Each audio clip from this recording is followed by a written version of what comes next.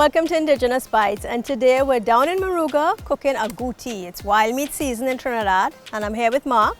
So Mark, tell us about what's the most popular wild meat in Moruga. I know Moruga is known for it is part of the hunting area in Trinidad and Tobago. It is indeed, Wendy. And just so that we don't cross anybody or make anybody cross, this is the hunting season. This is indeed the hunting season. So it is legal, right? October 31st to February 28th.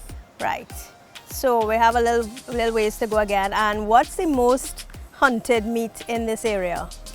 As you mentioned, the Daisy proctor, which is the scientific name for the agouti, is the most favored and liked wild meat.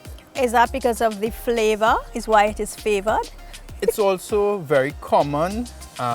They roam a number of different habitats, so they're easily caught. Okay. They come closer to humans, and so they're easily trapped. Okay, so what else do we hunt in this area?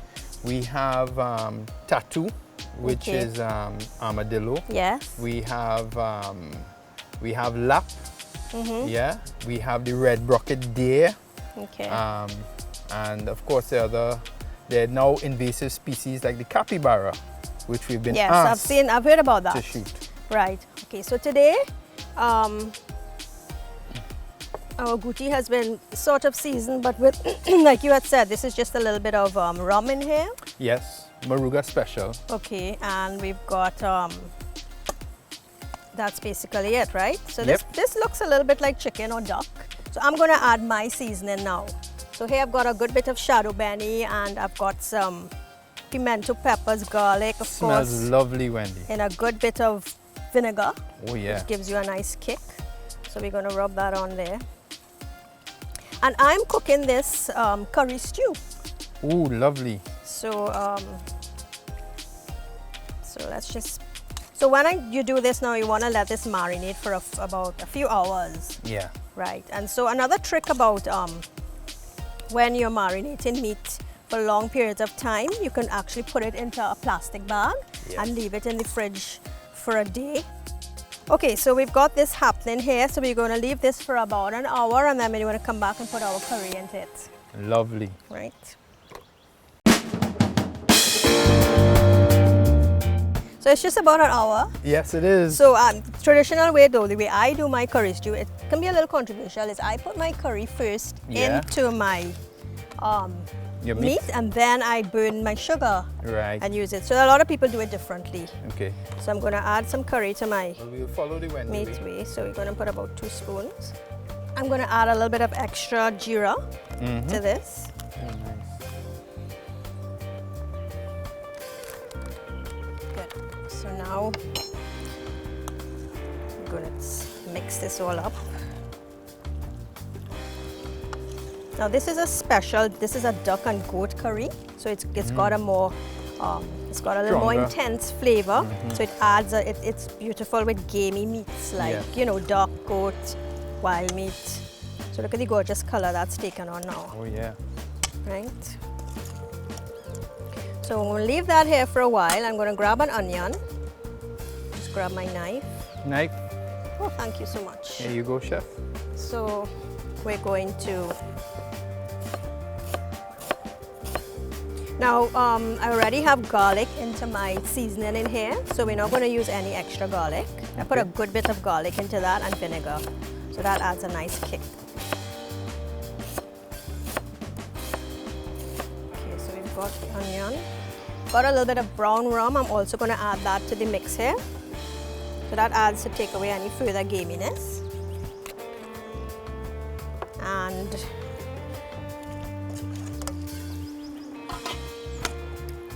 adding a little bit of salt as well, right? So we've got a lovely color here now on this gootee. We've got our onion sliced up. I'm going to add a nice hot pepper to that as well. Oh yeah. So a nice piece of that. Moruga yellow. Right. So let's get our pot heating here. And Oil. of course, yes. Okay. Right. Thank you so much. You're welcome. I'm going to wait until this heats up. Throw in some oil. Now I'm using coconut oil because I just I love cooking with coconut oil. What do you cook with? Coconut oil. Oh, very good. Right, so once that's nice and hot, we're going to put the sugar in first, let that come to a nice caramelized color, and then we'll add the onions, pepper, and then in goes the guti. So I'm going to add my sugar in here now.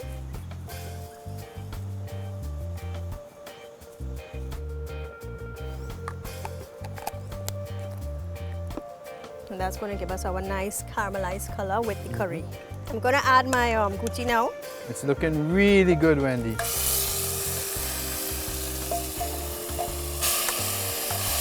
Wow. So usually if I'm doing like a stew or something like this, what you want to do is like put a lot of the meat into the sugar as quickly as you can. So that kind of stops the caramelization, so the sugar doesn't go from perfectly caramelized to too dark. Because if that happens, then of course everything starts to taste bitter, right? Yeah. So we've got a lovely color on there. Smells really good. Oh yeah.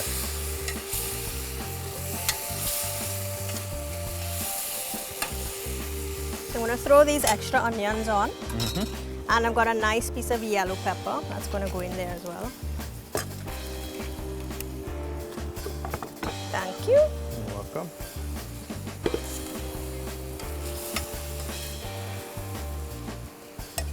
So, you know, as with cooking any kind of meat, you want to let it sort of start to release Natural. the juices before you cover it and let it finish cooking. We sort of tend to make the mistake of adding too much water all at once, and then we get a boil down. Right. So it's not really a boil down. You want to use the juices from the meat to sort of cook itself.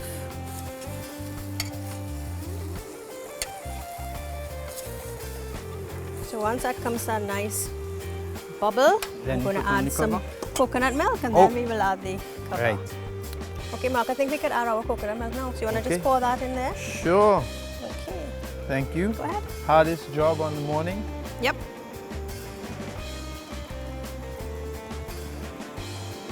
Lovely.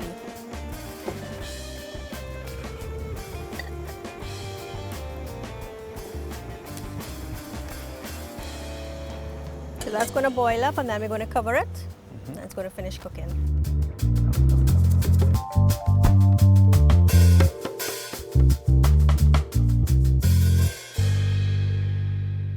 So Mark, just before we check that guti, I'm going to chop up some fresh herbs to put on top of it. Oh yes. Sometimes when you've got fresh herbs happening, after stuff is cooked, it adds a lovely brightness to the dish, especially shadow Wild benny. meat. Oh yeah. Yeah. Yeah, yeah. So I've got that. I've got a little bit of Spanish thyme here, which is also quite nice. Also called podina. Podina, yes. And that translates in Hindi or Indian to mint, huh?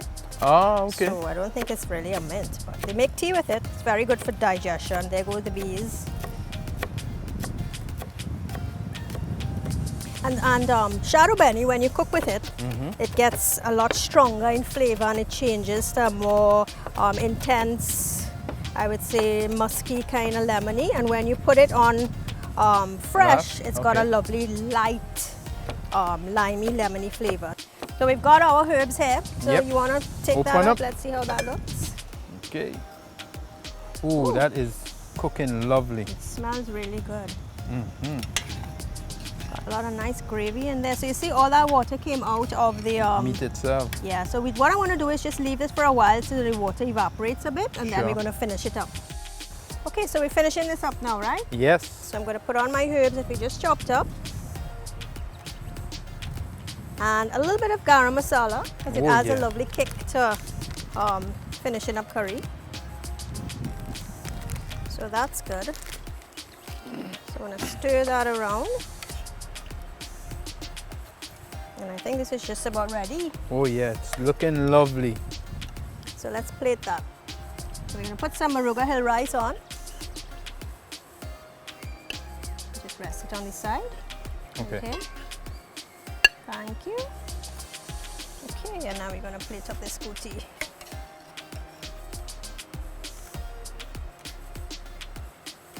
It smells really good, huh? Oh yeah, that's a nice one. Oh yeah. Get some of that sauce in there.